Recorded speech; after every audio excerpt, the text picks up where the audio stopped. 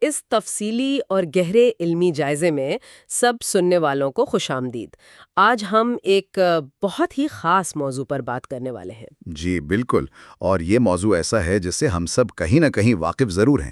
ہاں، مطلب معاشرے میں یا روزمرہ کی گفتگو میں اور یہاں تک کہ سنجیدہ علمی محفلوں میں بھی ہم اکثر ایک جملہ سنتے ہیں۔ صحیح کہہ رہی ہیں آپ، وہ تکبر والا جملہ نا؟ بالکل وہی، جب کوئی پڑھا لکھا انسان اپنے علم پر غرور کرنے لگے تو اسے وارننگ دینے کے لیے یا تنبیہ کرنے کے لیے عام طور پر کیا کہا جاتا ہے؟ یہی کہ تکبر نہ کرو، ابلیس بھی تو بہت بڑا عالم تھا۔ ہاں، یہ بہت عام سی بات بن چکی ہے ہماری سوسائٹی میں۔ یعنی ہم نادانستہ طور پر تکبر کی مذمت کرتے کرتے ابلیس کے عالم ہونے کو ایک مسلمہ حقیقت کے طور پر مان لیتے ہیں۔ ایسے ہی ہے، ہم فرض کر لیتے ہیں کہ ہاں وہ عالم تو تھا۔ تو آج کے اس جائزے کا بنیادی مشن اسی معاشرتی مفروضے کی جڑوں کو کھنگالنا ہے۔ یہ دیکھنا ہے کہ کیا واقعی ابلیس کوئی بہت بڑا عالم تھا؟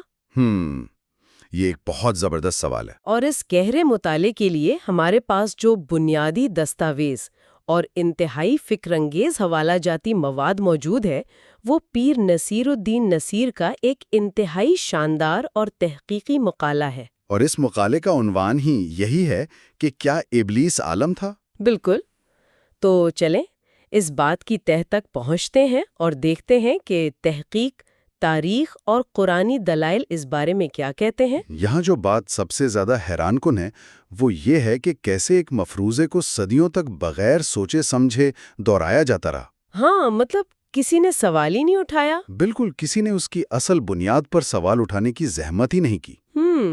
اس علمی نشست کے آغاز میں ہی میں اس بات کی وضاحت کرنا ضروری سمجھتا ہوں کہ اس جائزے کا مقصد کسی خاص عقیدے یا فرقے کی ترویج کرنا ہرگز نہیں ہے۔ صحیح، یہ بات واضح ہونی چاہیے۔ ہم مقالے میں موجود تاریخی، قرآنی اور تفسیری دلائل کو بالکل غیر جانبدارانہ انداز میں سننے والوں کے سامنے پیش کریں گے۔ یعنی ہمارا کام حقائق کو ان کے اصل ماخذ کے مطابق سامنے لانا ہے تاکہ ایک شفاف تصویر ابھر کر سامنے آ سکے۔ جی بالکل، شفاف اور واضح تصویر۔ اور شفاف تصویر دیکھنے کے لیے سب سے پہلے تو بنیاد کو سمجھنا ضروری ہے نا؟ ظاہر ہے، بنیاد کے بغیر تو بات آگے نہیں بڑھ سکتی۔ جب ابلیس کا ذکر آتا ہے تو ذہنوں میں سب سے پہلا سوال اس کی اصل حقیقت پر ابھرتا ہے، یعنی اس کی تخلیق کے حوالے سے۔ ہاں، کہ وہ تھا کیا دراصل؟ عام ذہنوں میں تو یہ خاکہ بسا ہوا ہے کہ ابلیس فرشتوں کا سردار تھا، یا کم از کم ایک ایسا فرشتہ تھا جو بعد میں راستے سے بھٹک گیا۔ یہ بہت بڑی غلط فہمی ہے۔ لیکن اگر وہ فرشتہ نہیں تھا تو پھر فرشتوں کی اس صف میں اس کا شمار کیسے ہونے لگا؟ یہ ایک بہت منطقی سوال ہے۔ اور اسے سجدے کا وہ حکم کیوں دیا گیا جو بظاہر فرشتوں کے لیے تھا؟ میں تو یہی سوچ رہی تھی۔ دیکھیں، مقالے نے اس بنیادی الجھن کو قرآنی حوالوں سے بہت ہی زبردست اور منطقی انداز میں سلجھایا ہے۔ اچھا، تو قرآن اس بارے میں کیا کہتا ہے؟ قرآن مجید کی سورۃ الکہف کی آیت نمبر 50 میں انتہائی واضح الفاظ میں ارشاد موجود ہے، کانا من الجن۔ یعنی ابلیس کا تعلق جنات میں سے تھا۔ بالکل، وہ جن تھا۔ اب اس بات کو محض ایک سطحی بیان سمجھنے کے بجائے اگر ہم مقالے میں پیش کیے گئے دیگر دلائل کی طرف جائیں تو بات کھلتی ہے۔ کون سے دلائل؟ علامہ سید محمود آلوسی کی تفسیر روح المعانی اور علامہ ملا محمود بغدادی کے دلائل، ان کی گہرائی میں جائیں تو ایک بہت ہی ٹھوس منطق سامنے آتی ہے۔ وہ منطق کیا ہے؟ ذرا بتائیں۔ بغدادی کا استدلال یہ ہے کہ قرآنی اصول کے مطابق فرشتے سراپا معصوم ہوتے ہیں۔ صحیح۔ ان میں گناہ کی صلاحیت نہیں ہوتی۔ بالکل، ان کی فطرت میں نافرمانی کا مادہ ہی نہیں رکھا گیا۔ ان کے بارے میں واضح ہے کہ وہ وہی کرتے ہیں جس کا انہیں حکم دیا جاتا ہے۔ ارے ہاں، اس منطق کو اگر آگے بڑھایا جائے تو بات بالکل واضح ہو جاتی ہے۔ جی آپ خود سوچیں۔ اگر ایک لمحے کے لیے یہ فرض کر لیا جائے کہ ابلیس فرشتہ تھا تو پھر فرشتوں کی معصومیت کا وہ پورا قرآنی اصول ہی زمین بوس ہو جاتا ہے۔ بالکل ٹوٹ جاتا ہے وہ اصول۔ اگر ایک فرشتہ اتنی بڑی اور صریح نافرمانی کر سکتا ہے تو پھر فرشتوں کا معصوم ہونا باقی نہیں رہتا۔ یہی وہ نقطہ ہے جو علامہ بغدادی نے اٹھایا ہے۔ چونکہ فرشتوں کی معصومیت ایک اٹل قرآنی اصول ہے، اس لیے یہ ماننا ناگزیر ہے کہ ابلیس فرشتہ نہیں تھا، بلکہ وہ یقینی طور پر جن تھا، جس کی تخلیق آگ سے ہوئی تھی۔ جی ہاں، آگ سے۔ اب وہ وہاں تھا کیوں؟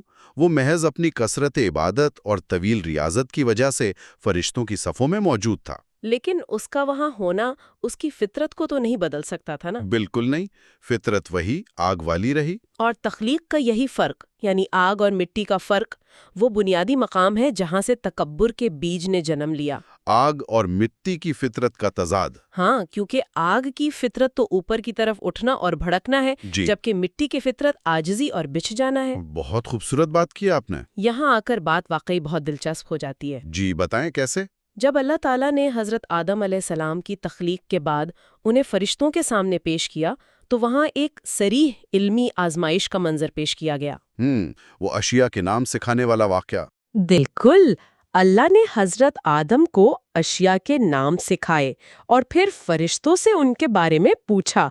مقالے میں اس واقعے کے تجزیے پر کافی زور دیا گیا ہے نا؟ جی، مقالے میں اس واقعے کا بہت باریک بینی سے جائزہ لیا گیا ہے۔ تو پھر فرشتوں کا کیا جواب تھا اس پر؟ جب اللہ نے فرشتوں سے اشیاء کے نام پوچھے تو فرشتوں کا رویہ انتہائی عاجزانہ تھا۔ انہوں نے اپنی لا علمی کا برملا اعتراف کیا۔ انہوں نے تو صاف کہہ دیا تھا۔ ہاں، انہوں نے کہا، اے اللہ، تو پاک ہے، ہم تو صرف اتنا ہی جانتے ہیں جتنا تو نے ہمیں سکھایا ہے۔ یہ وہ مقام تھا جہاں علم کی اصل پرکھ ہو رہی تھی۔ بالکل، پرکھ کا وقت یہی تھا۔ اب اگر ابلیس، جو اسی محفل کا حصہ تھا، واقعی کوئی بہت بڑا عالم ہوتا تو یہ اس کے لیے اپنی علمی برتری ثابت کرنے کا بہترین موقع تھا۔ وہ تو آگے بڑھ کر دعویٰ کر سکتا تھا کہ اسے ان اشیاء کا علم ہے۔ وہ ثابت کر سکتا تھا کہ میں آدم سے زیادہ جانتا ہوں۔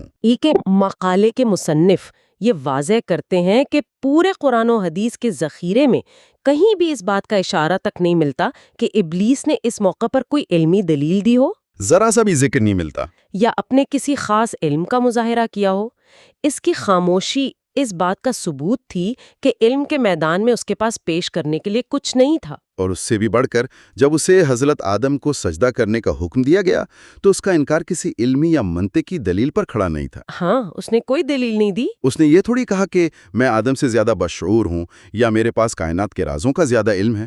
اس کا جواب انتہائی سطحی اور مادی تھا۔ اس نے کہا تھا نا کہ میں اس سے بہتر ہوں، تو نے مجھے آگ سے پیدا کیا اور اسے مٹی سے۔ یہی تو بات ہے، یہ سراسر نسلی، مادی اور ظاہری فخر تھا۔ یہ تو ایک صریح منطقی مغالطہ ہے۔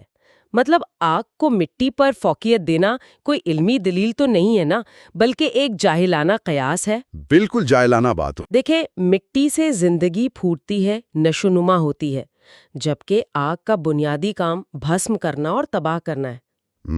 آپ کا تجزیہ بالکل درست ہے۔ ابلیس کا یہ دعویٰ نہ تو علمی تھا اور نہ ہی حقیقت پر مبنی، بلکہ یہ خالصتاً اس کی اپنی انا، حسد اور تکبر کا نتیجہ تھا۔ جی، اور یہیں سے ظاہر ہوتا ہے کہ اس کا رویہ جہالت پر مبنی تھا، علم پر نہیں۔ صحیح۔ اسی جہالت کو مقالے میں بہت تفصیل سے زیر بحث لایا گیا ہے۔ یہ دعویٰ کہ ابلیس عالم تھا، دراصل اس کے مادی تکبر کو پردہ فراہم کرنے کے مترادف ہے۔ یعنی ہم اس کے تکبر کو چھپا رہے ہوتے ہیں۔ جی، جب تکبر اور حسد انسان یا جن کے فیصلوں پر حاوی ہو جائیں تو وہاں علم کا وجود باقی نہیں رہتا۔ تو اس سب کا اصل مطلب کیا ہے؟ کس حوالے سے؟ مطلب علم کی یہ بحث ہمیں کس طرف لے جاتی ہے؟ ہم علم کسے کہتے ہیں؟ یہ سوال بہت اہم ہے۔ اگر محض اشیاء کا ادراک ہونا یا کثرت عبادت کرنا علم نہیں ہے تو پھر اسلامی اور قرآنی تناظر میں مقالے کی روشنی میں علم کی اصل اور حقیقی تعریف کیا ابھر کر سامنے آتی ہے؟ مقالے کا سب سے مضبوط اور فکری لحاظ سے سب سے گہرا استدلال یہی ہے۔ اچھا؟ قرآنی اصطلاح میں علم کا مطلب محض معلومات اکٹھا کرنا، ڈیٹا جمع کرنا یا محض اشیاء کے ظاہری خواص جان لینا نہیں ہے۔ تو پھر کیا ہے علم؟ مصنف نے سورۃ الفاطر کی آیت نمبر 28 کا حوالہ دے کر اس بحث کو سمیٹا ہے، جہاں ارشاد ہے، انما یخشی اللہ من عبادہ العلماء۔ یعنی اللہ کے بندوں میں سے اللہ سے وہی ڈرتے ہیں جو علم والے ہیں۔ بالکل سچے علم کا لازمی نتیجہ۔ اس آیت کا مطلب تو یہ ہوا کہ سچے علم کا لازمی، ناگزیر اور حتمی نتیجہ خشیت اللہ ہے۔ جی، اللہ کا خوف اور عاجزی۔ یعنی ایک ایسی کیفیت جس میں دل کے اندر اللہ کی عظمت کا خوف، عاجزی اور مکمل فرمانبرداری پیدا ہو جائے۔ اور جس چیز کے نتیجے میں تکبر، بغاوت، خود پسندی یا نافرمانی جنم لے، اسے قرآن کی لغت میں علم کہا ہی نہیں جا سکتا۔ بہت خوبصورت بات۔ یہی وہ کسوٹی ہے جس پر مقالے کے مصنف نے ابلیس کو پرکھا ہے۔ تو اگر ابلیس کے پاس واقعی حقیقی علم ہوتا، اگر وہ واقعی عالم ہوتا، تو اسے کیسا ہونا چاہیے تھا؟ علم کی اس پرانی تعریف کے مطابق اسے سب سے زیادہ فرمانبردار، مطیع اور عاجز ہونا چاہیے تھا۔ لیکن اس نے تو بغاوت کی۔ چونکہ اس نے اللہ کے صریح حکم کے سامنے ہٹ دھرمی دکھائی، تکبر کیا اور کھلی بغاوت کی، اس لیے وہ قرآنی معیار پر عالم کہلانے کا رتی برابر بھی حقدار نہیں۔ تو پھر اس کے پاس جو تھا اسے ہم کیا کہیں گے؟ مصنف کے مطابق ابلیس کے پاس جو کچھ بھی تھا وہ محض معلومات، دنیاوی شعور یا کسی حد تک کائنات کی میکینکس کا ادراک تو ہو سکتا ہے، لیکن اسے ہم علم نہیں کہہ سکتے۔ اسے قرآنی اصطلاح میں علم نافع یعنی نفع بخش علم ہرگز قرار نہیں دیا جا سکتا۔ یہ تفریق بہت ہی بنیادی ہے، علم نافع اور محض معلومات کے درمیان کا فرق۔ جی، یہی فرق سمجھنے والا ہے۔ اگر ہم یوں ہی ابلیس کو محض اس کی معلومات اور کثرت عبادت کی بنیاد پر عالم مان لیں تو پھر تو مسئلہ ہو جائے گا۔ کیسا مسئلہ؟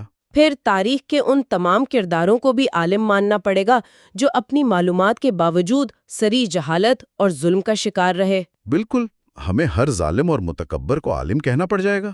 علم تو اندر کا موسم بدلتا ہے، وہ انسان کو جھکنا سکھاتا ہے، اور ابلیس میں تو عاجزی نام کی کوئی چیز تھی ہی نہیں۔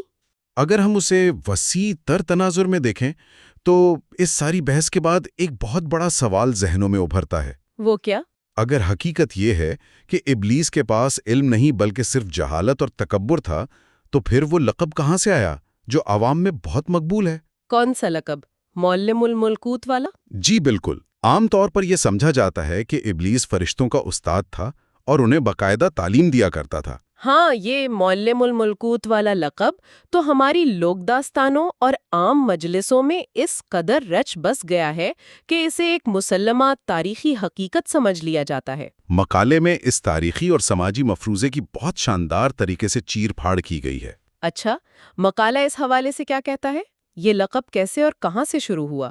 مقالے کے مصنف نے اس مفروضے کی جڑیں تلاش کرنے کے لیے قاضی بیضاوی کی تفسیر اور شیخ زادہ کے حاشیے جیسی مستند علمی کتابوں کا رخ کیا ہے۔ تو وہاں سے کیا حقیقت سامنے آئی؟ جو حقیقت سامنے آتی ہے وہ عربی زبان کی باریکیوں اور عوام الناس کی ناواقفیت کے درمیان پیدا ہونے والی غلط فہمی کا نتیجہ ہے۔ یعنی یہ بس ایک غلط فہمی تھی زبان کو نہ سمجھنے کی۔ جی، مصنف واضح کرتے ہیں کہ اگر ان پرانی کتابوں میں ابلیس کے لیے کہیں معلم سے ملتا جلتا کوئی لفظ استعمال ہوا بھی ہے تو اس کا ہرگز یہ مطلب نہیں تھا کہ وہ فرشتوں کی کوئی درسگاہ چلاتا تھا یا انہیں علمی لیکچر دیتا تھا۔ تو پھر ان مستند حوالوں میں اس لفظ کا اصل مفہوم کیا تھا؟ ان حوالوں کے مطابق اس لفظ کا اصل مطلب اور مفہوم مجتہد فی العبادہ تھا۔ مجتہد فی العبادہ، اس کا کیا مطلب ہوتا ہے؟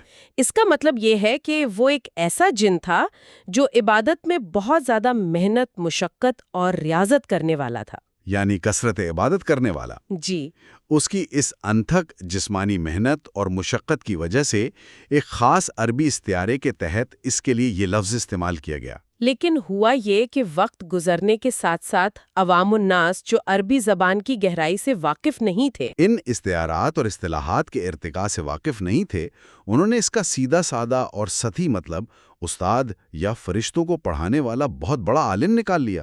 یہ تو واقعی تاریخ کا ایک بہت بڑا المیہ ہے کہ کیسے ایک لفظ کے مفہوم کو اس کے اصل سیاق و سباق سے کاٹ کر ایک ایسی خرافات کھڑی کر دی گئی جس نے صدیوں تک لوگوں کو الجھائے رکھا۔ زبان کی ناواقفیت نے واقعی ایک عبادت گزار جن کو اچانک فرشتوں کا علمی استاد بنا دیا۔ بالکل، اسی مقالے میں علم کی اس پوری بحث کو سمیٹتے ہوئے امام شافعی کا ایک انتہائی اہم اور خوبصورت قول پیش کیا گیا ہے۔ وہ قول تو انتہائی چشم کشا ہے۔ جی، جو سیدھا دل پر اثر کرتا ہے۔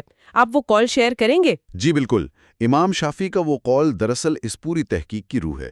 وہ فرماتے ہیں، علم اللہ کا نور ہے اور اللہ کا نور کسی نافرمان کو عطا نہیں ہوتا۔ سبحان اللہ۔ مقالہ کے مصنف اسی قول کو اپنی دلیل کی بنیاد بناتے ہوئے ایک بہت ہی خوبصورت اور گہری بات کہتے ہیں۔ وہ بات واقعی بہت گہری ہے۔ وہ کہتے ہیں کہ علم تو سراپا نور ہے، روشنی ہے، بصیرت ہے، جبکہ ابلیس مجسم ظلمت، اندھیرے اور بھٹکاوے کا روپ ہے۔ تو نور اور ظلمت ایک جگہ کیسے ہو سکتے ہیں؟ ان دونوں کا تو کوئی ملاپ ہی نہیں ہے۔ اندھیرے اور روشنی کو ایک ہی خانے میں کیسے رکھا جا سکتا ہے؟ بالکل نہیں رکھا جا سکتا۔ اور مقالے میں اس بات پر بڑی سختی سے زور دیا گیا ہے کہ ابلیس کو علم جیسے نورانی اور پاکیزہ تصور سے منسوب کرنا دراصل علم کی توہین ہے۔ یہ انبیاء کرام کی توہین ہے اور اولیاء اللہ کی توہین ہے۔ جی، جب ہم ایک متکبر، نافرمان اور راندہ درگاہ ہستی کے لیے عالم کا لفظ استعمال کرتے ہیں تو ہم نادانستہ طور پر علم اور ان پاکیزہ ہستیوں کے مقام کو گرا رہے ہوتے ہیں جن کا اوڑھنا بچھونا ہی علم، معرفت اور عاجزی رہا ہے۔ اس میں کوئی شک نہیں۔ مقالے میں یہ زاویہ بھی دکھایا گیا ہے کہ بعض اوقات وہ لوگ جو ابلیس کی نام نہاد علمی فضیلت کے گن گاتے ہیں وہ دراصل اس کی سری نافرمانی پر ایک علمی پردہ ڈالنے کی کوشش کر رہے ہوتے ہیں، یعنی وہ اس کے تکبر کو جسٹیفائی کرنے کی کوشش کرتے ہیں۔ حقیقت تو یہ ہے کہ اس کا انکار کسی علم کا نتیجہ نہیں تھا بلکہ ایک شیطانی ہٹ دھرمی تھی جس نے اسے بارگاہ الہی سے نکلوایا۔ اور اس کا یہ اعلان کہ میں ان سب کو گمراہ کروں گا ایک سرکش باغی کا اعلان تھا، کسی علم والے کا رویہ نہیں ہو سکتا۔ علم والا تو ہمیشہ ہدایت کی بات کرتا ہے، گمراہی کی نہیں۔ تو اگر ہم اس تمام گفتگو، فراہم کردہ دستاویزات اور اس شاندار مقالے کے دلائل کو سمیٹیں تو یہ بات بالکل روز روشن کی طرح عیاں ہو کر سامنے آتی ہے کہ ابلیس کو عالم سمجھنا ایک تاریخی غلط فہمی ہے۔ بہت بڑی تاریخی غلط فہمی۔ جب اسے سجدے کا حکم ملا تو اس کا انکار کسی وسیع علمی ادراک کا نتیجہ نہیں تھا بلکہ وہ خالص حسد، تکبر اور جہالت کا نتیجہ تھا۔ اس نے اپنے مادی وجود یعنی آگ کو مٹی پر فوقیت دی، جو کہ قطعی طور پر علم کی نہیں بلکہ ایک انتہائی سطحی مادی اور ظاہری سوچ کی علامت تھی۔ اس سے ایک بہت اہم سوال جنم لیتا ہے اور یہ سوال صرف ماضی کی تاریخ یا ابلیس کی ذات تک محدود نہیں رہتا۔ تو پھر یہ سوال کس طرف جاتا ہے؟ یہ پلٹ کر آج کے معاشرے اور ہمارے اپنے اجتماعی رویوں پر ایک بہت بڑا سوالیہ نشان لگاتا ہے۔ کس طرح کے رویوں پر؟ جب ہم ایک تکبر کرنے والے، نافرمان اور مغرور شخص کو محض اس کی یادداشت یا معلومات کی بنیاد پر عالم تسلیم کر لیتے ہیں تو ہم نادانستہ طور پر علم کے وقار کو گرا دیتے ہیں۔ ہم اس کی اصل روح کو ہی کچل دیتے ہیں۔ بالکل۔ علم کی اصل روح تو یہ ہے کہ وہ انسان کے اندر سے میں کو ختم کرے، اسے جھکنا سکھائے، بغاوت اور ہٹ دھرمی نہیں۔ علم عاجزی سکھاتا ہے، بغاوت نہیں۔ یہ بات آج کے تناظر میں اور بھی زیادہ اہمیت اختیار کر جاتی ہے۔ جی بالکل، آج کے دور میں اس پوری علمی نشست کا نچوڑ صرف تاریخ کی درستگی نہیں ہے بلکہ آج کے دور کے لیے ایک آئینہ ہے، اور ہمیں اس آئینے میں خود کو دیکھنا چاہیے۔ آج کے اس جدید دور میں جب معلومات کی بھرمار ہے، سننے والوں کے لیے یہ سوچنے کا مقام ہے کہ کیا ہم بھی محض معلومات جمع کرنے اور ڈگریاں حاصل کرنے والوں کو عالم یا دانشور سمجھ بیٹھتے ہیں، چاہے ان کے کردار میں تکبر اور اخلاقی گراوٹ ہی کیوں نہ ہو؟ یہ واقعی ہم سب کے لیے ایک لمحہ فکریہ ہے۔ کیا سچا علم وہ نہیں جو انسان کو اندر سے عاجز اور حقیقت شناس بنا دے؟ یہ ایک ایسا سوال ہے جو علم کے حقیقی متلاشیوں کو اپنے آپ سے ضرور پوچھنا چاہیے، کیونکہ علم اگر دل کا حال اور کردار کا رنگ نہ بدلے تو وہ محض ایک بوجھ ہے۔ اس گہرے اور سوچنے پر مجبور کر دینے والے سوال کے ساتھ ہم اس مطالعے اور علمی جائزے کے اختتام پر پہنچتے ہیں۔ امید ہے کہ اس نشست نے کئی پرانے مفروضوں کو پرکھنے کا ایک نیا زاویہ فراہم کیا ہوگا۔ ہم جلد ہی کسی نئے، دلچسپ اور فکر انگیز موضوع کی کھوج کے ساتھ دوبارہ حاضر ہوں گے۔ تب تک کے لیے تحقیق جاری رکھیں اور چیزوں کے ظاہری خول سے نکل کر ان کی تہہ تک پہنچنے کی جستجو کو زندہ رکھیں۔ خدا حافظ۔ خدا حافظ۔